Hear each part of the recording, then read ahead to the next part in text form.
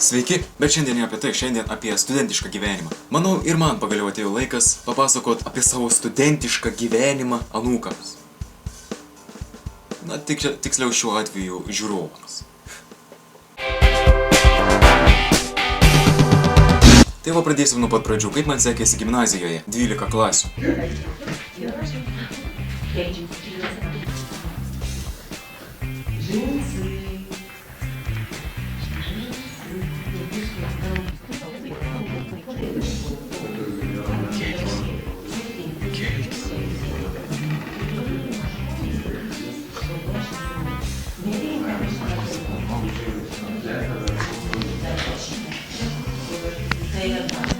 Jis gali savo būti kažką, tu papastoji pasimka kažkas kondu man kas kap, pasimka kondu man kas nors.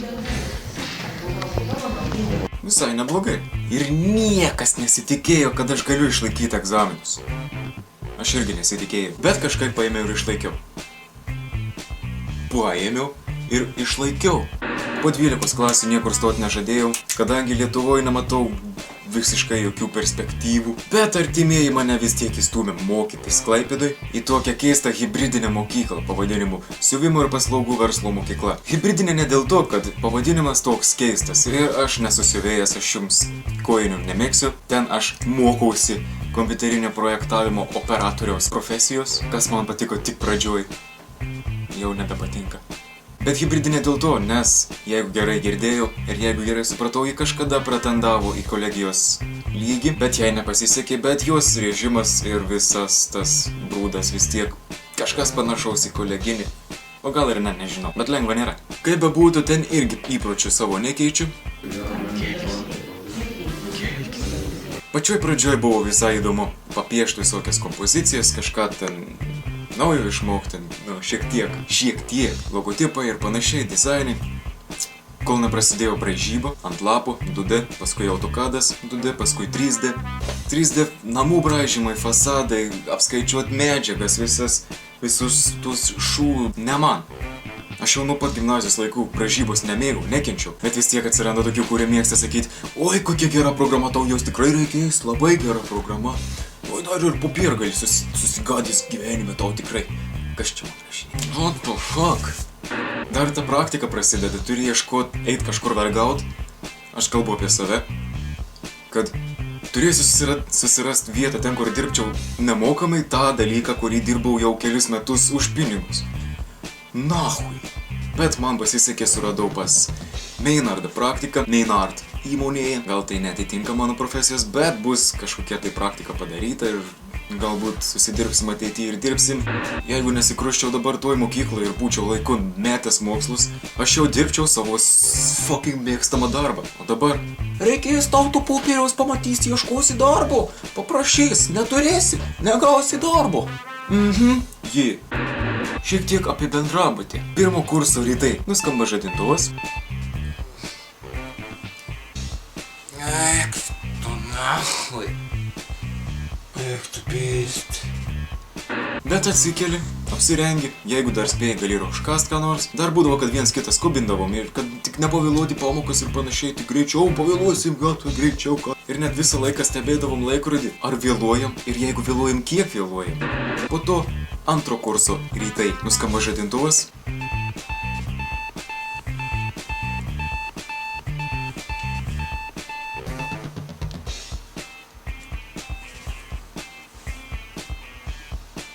Nu. Ok. Ir nusistatai žadintuvą dar kokiai valandai į priekį.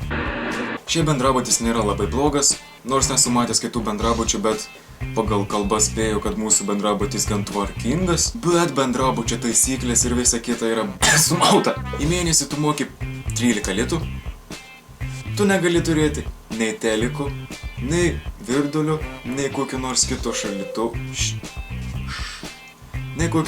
šildytuvo ar šaldytuvo, nors šaldytuvus turiu kambariuose, bet, žodžiu, nieko negali turėti, o jeigu turėsi, atras, atims. Atseit, sena elektros instaliacija net laikys ir kils gaisras. Bitch, please! Nors esu matęs pas merginas kituose aukščiuose televizorius. Suspicious. Kadangi vyrukai gyvena pirmam aukšte, naktį užrakintos durys ne bėda. Merginos gyvena 3., 4. ir 5. aukšte. Merginos negali eiti į pirmą vaikinų aukštą, bet vaikinai gali eiti pas merginas į jų aukštus nuo 5 valandos iki 9 valandos. Žodžiu, elgiasi su visais kaip su vaikais, kišasi į asmeninę erdvę, pasilieka savo teisę konfiskuoti daiktus.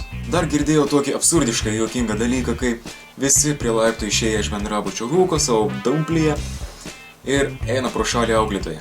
Sustoja ir sako: Ar jūs nežinojot, kad negalima rūkyti prie bendrabučio arba arčiau negu 50 metrų? Juk čia mokymo įstaiga. Mokymo įstaiga? Nuo kada? Turbūt te moko išlikimo bendrabutyje. Neišgėręs nesuprasi, todėl su kambarioku dažnai susėdam ir bandom šį teiginį svarstyti prie alaus ir filmo. Prispyrus reikalų gali nušliaužti kaip nors pas merginas prasmukt pro budėtoją, kas turi didelį norą. Pamenu, vieną kartą kambariokas suvaidino mėšlungį, kad atkreiptų budėtojus dėmesį, kad tuo tarpu kitas galėtų prasmukt pas panas. Vanduo ten ne vanduo, o kalkės, nusiprausi veidą ir paskui jauti, kad būtum išsitepęs veidą kokiom nors kreidomis, ten traukia visą snukį. O gerdamas tokį vandenį tu iš vidaus tikriausiai pageltonuosi ir pradėsi pleiskanu. Dušas? Nuoširdžiai tikiu, kad yra ir baisesnių. Šikinikas. 3 kabinos. Pirmojoje pisuaras, antroji klozetas be dangčio, trečioji klozetas su dangčiu. Tai pirma kabina skirta myžimui, trečioji skirta šikimui, o antroji kabina yra ekstra atvijinė, kai trečioji kabina yra užimta. Senai mes prašėm ir maldavom naujų durų, nes kai kurios stipriai neprispaudus ir nepakėlus užrankinus neužsidaro. O jeigu durys bus užrakintos ir tu raktų neturėsi, galėsi neiti ir neprašyti budėtojas atsarginių raktų. Galėsi pralysti pro durų tarpą.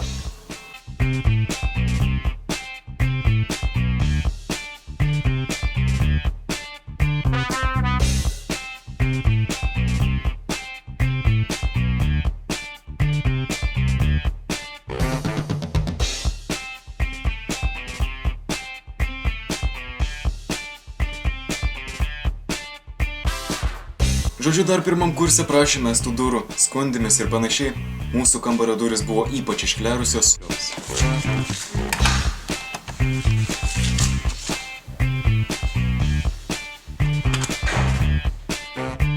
Bet žinot, ką jie padarė šiemet antram kurse, antro kurso pabaigoj, savaitėj likus? Jie vietoj naujų durų įstatymų, jie įstatė naują spyną į senas duris. Dabar ne vienas nebeturim raktų.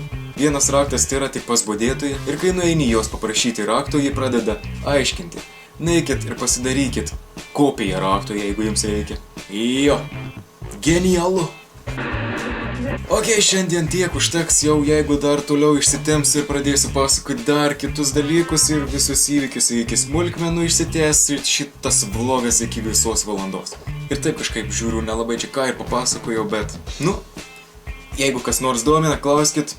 Galbūt kitam video blogį atsakysiu ir sakysiu jums šiandien iki.